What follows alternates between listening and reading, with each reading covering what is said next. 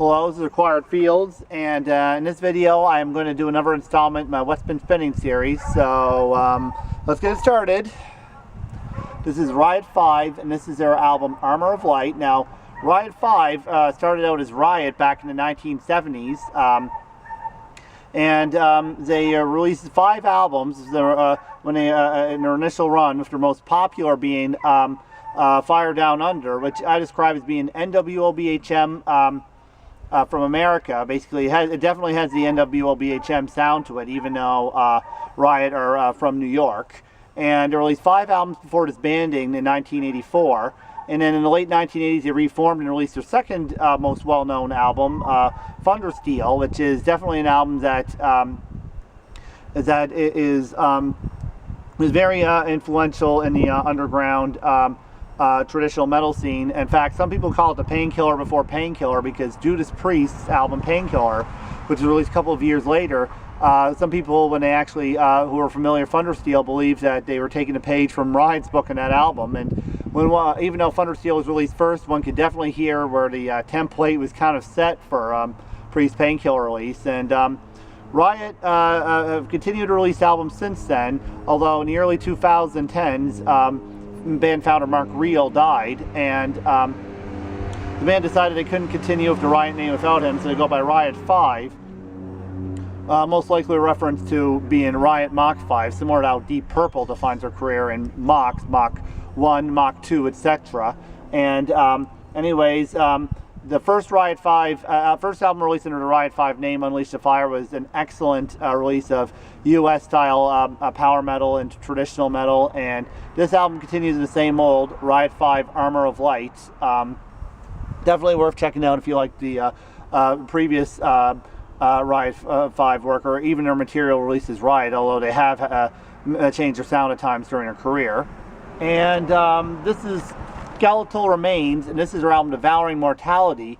Skeletal Remains is a band that's part of the wave of what I like to call new old school death metal, and this is their third release, Devouring Mortality. Their first two are 2012's Beyond the Flesh and 2015's Condemned to Misery, and this is a step up from Condemned to Misery, although I'm not sure if I'd rank it above Beyond the Flesh yet, but Repeat the Spins may change that.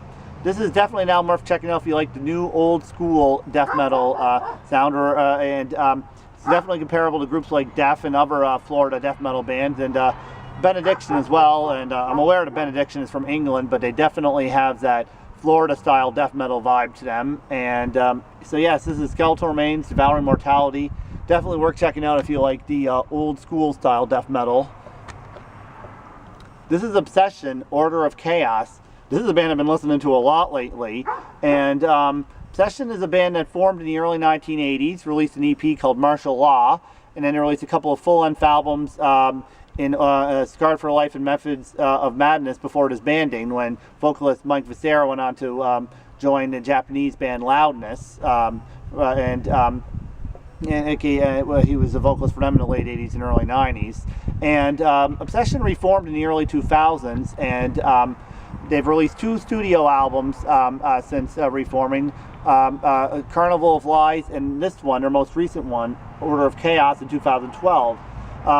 Last year, vocalist Mike Viscera had a solo project band called Viscera, who released an album called Beyond the Fight, which is also a good release. And Obsession is reportedly working on new material, and let's just hope they deliver yet another solid traditional metal release with their next one, because I really like what they've been doing on their newer releases since reforming. And so keep up the good work, Obsession, and look forward to checking out that new album when it drops.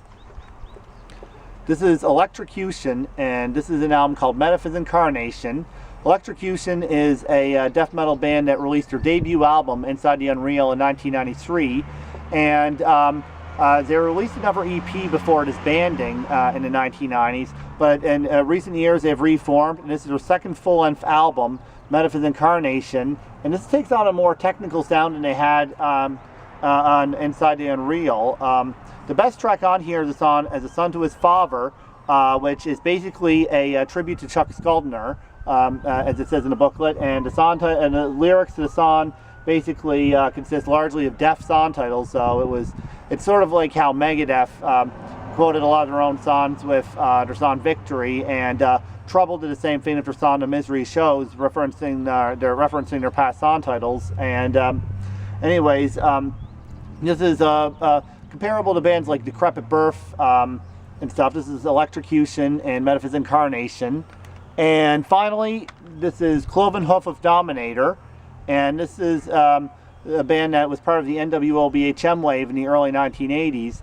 It wasn't until 1988 that they dropped their second proper full-length album, and this album has a very different sound to the debut, having more of an American-style power metal vibe to it.